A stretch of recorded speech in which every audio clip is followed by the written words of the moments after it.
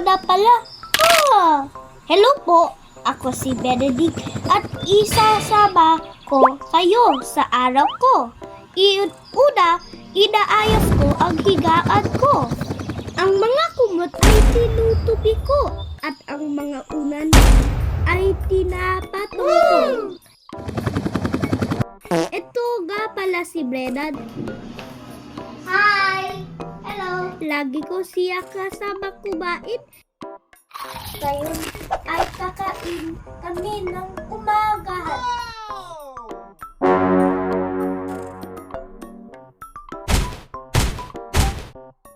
Ngayon, linisin ko ang mesa at huhugasan ng aming pinakainan. Pagtapos ay magsisimula na ako maghugas.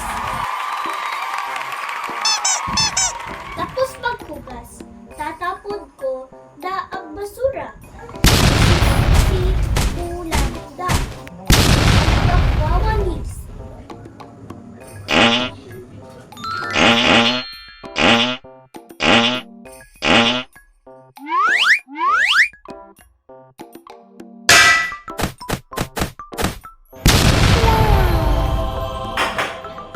Pagtapos, doon na ako.